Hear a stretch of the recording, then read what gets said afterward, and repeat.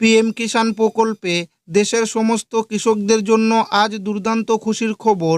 অবশেষে দীর্ঘ অপেক্ষার পর কেন্দ্র সরকার তরফ থেকে পিএম কিষাণ প্রকল্পের যে 22 নং কিস্তির তারিখ রয়েছে সেই তারিখ প্রকাশিত হয়েছে। একদম অফিসিয়ালিভাবে কেন্দ্র সরকারের তরফ থেকে ইতিমধ্যেই প্রকাশিত হয়েছে। আগামী 13ই মার্চ 2026 আসাম থেকে প্রধানমন্ত্রী নরেন্দ্র মোদী এই টাকাটি রিলিজ করবে। তো দেশের সমস্ত কৃষকদের জন্য এটি একটি দুর্দান্ত খুশির খবর। আগামী 13ই মার্চ আপনাদের যে 22তম কিস্তির 2000 টাকা আপনাদের ব্যাংক অ্যাকাউন্টে ঢুকবে।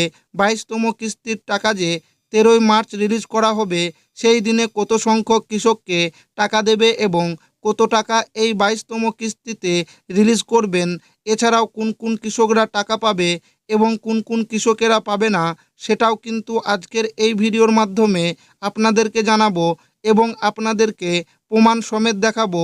তাই ভিডিওটি প্রথম থেকে শেষ পর্যন্ত দেখবেন এবং আপনি কোন জেলা থেকে দেখছেন অবশ্যই কমেন্টে লিখে জানাবেন। পিএম কিষাণ সম্মান নিধি 22তম কিস্তির টাকা পেতে কৃষকদের জন্য জরুরি নির্দেশিকা এবেলা। প্রধানমন্ত্রী কিষাণ সম্মান নিধি পিএম কিষাণ প্রকল্পের আওতায় দেশের লক্ষ লক্ষ কৃষক বর্তমানে 22তম কিস্তির 2000 টাকার জন্য অপেক্ষা করছেন।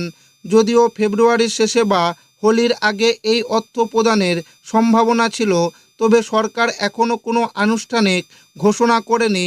সর্বশেষ মিডিয়া রিপোর্ট অনুযায়ী প্রধানমন্ত্রী নরেন্দ্র মোদীর আসন্ন আসাম সফর চলাকালীন 13ই মার্চের আশেপাশে এই কিস্তির টাকা কৃষকদের অ্যাকাউন্টে জমা পড়ার সম্ভাবনা রয়েছে। এই প্রকল্পের সুবিধা পেতে কৃষকদের নির্দিষ্ট কিছু যোগ্যতা ও প্রক্রিয়া সম্পূর্ণ করা বাধ্যতামূলক।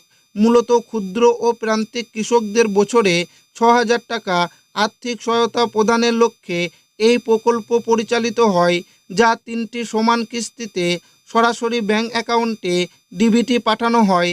তবে যে সমস্ত কৃষকদের ইকেওয়াইসি প্রক্রিয়া অসম্পূর্ণ, জমির রেকর্ড যাচাই করা হয়নি বা যারা আয়করদাতার আওতাভুক্ত, তারা এই কিস্তির সুবিধা থেকে বঞ্চিত হতে পারেন। সুবিধাভোগীদের তালিকা থেকে নাম বাদ পড়া এড়াতে কৃষকদের দ্রুত পিএম কিষাণ পোর্টালে গিয়ে নিজেদের স্ট্যাটাস যাচাই করার পরামর্শ দেওয়া হচ্ছে। পোর্টালে ইকেওয়াইসি সম্পূর্ণ করার পাশাপাশি কিষাণ ই মিত্র চ্যাটবটের মাধ্যমেও তথ্য জেনে নেওয়া সম্ভব। আসন্ন কিস্তির টাকা পেতে কৃষকদের অবশ্যই নিশ্চিত করতে হবে যে তাদের আধার কার্ড ও ব্যাংক অ্যাকাউন্টের তথ্য কোনো ভুল নেই এবং সরকারি নির্দেশিকা অনুযায়ী সমস্ত নথি সঠিকভাবে আপডেট করা আছে।